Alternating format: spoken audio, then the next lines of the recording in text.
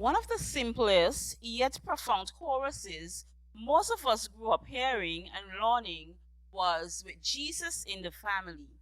With Jesus in the family, happy, happy home.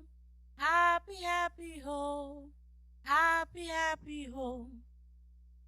Yet, this technological age, it seems at times that knowledge of and dependence on Jesus is a one day sighting or non existent phenomena.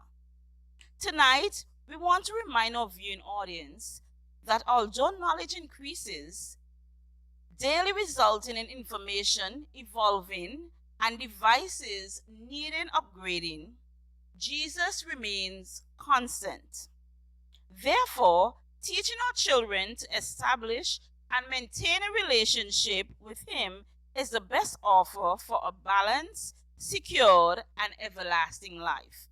So, tonight, Sister Miller will share practical ways that our children can maintain spiritual growth through this technological age. Sister Miller? As you just heard, with Jesus in the family, it truly is a happy, happy home. And so I wish to share with you how you families can maintain spiritual growth during this technological era.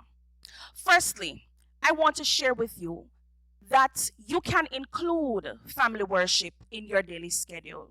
I am sure all of us have practiced scheduling at some point in our lives, and we can all agree that schedules are a good tool to help with time management. Not only that, but scheduling will assist in ensuring that worship be done at the specified time.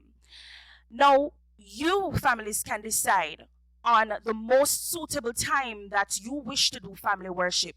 But I, however, recommend in the mornings. There's just something about starting off your days with devotions.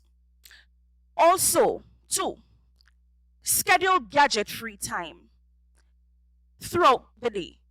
Use that gadget free time to relax, reflect, to meditate, read something uplifting, listen to some uplifting music. Use that gadget free time to just uplift your spirit.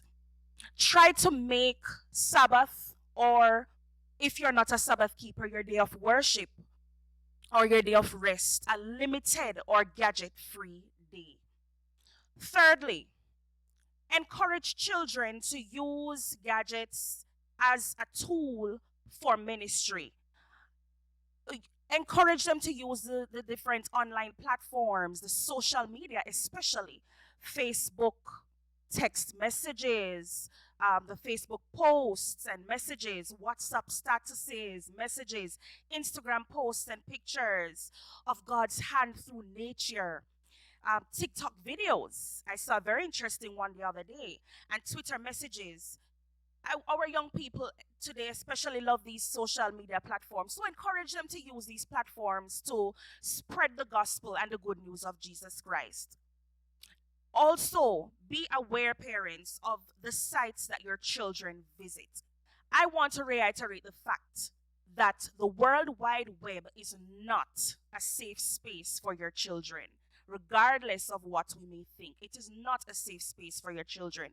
You have to create um, a safe environment for your children. Understand that anyone can post information on the World Wide Web. So the things your children view online, the things they watch, the things they listen to, it can change their perspectives, their values, and their beliefs. Also, be a part of children's social media platforms. Just like the World Wide Web, social media too is not a safe space for your children. So you have to know your children's friends and connections, view their posts and the content that they're sharing. Remember that the content your children are exposed to is dependent on the friends and connections that they have on those social media platforms. So, parents, you might be thinking that it's a very safe space because what you see is different to what your children, or is the same to what your children is seeing, and that's not the case. What you are seeing is dependent on the friends and connections you have. So what your children see is dependent on the friends and connections they have. And lastly, I want to encourage you to take part in virtual church activities as a family. That will help to motivate your children to want to continue to grow themselves spiritually. So, the online services, watch them as a family. All right, create an environment similar to that of the physical worship center. Yes, so you can fix up the living room, dress. I know of some families who dress up themselves for worship services, but try to create that atmosphere similar to that of the worship center. And so, families, as you have listened, I pray and I hope that these tips, you will use them to you and your family's advantage so that your spiritual life can be improved.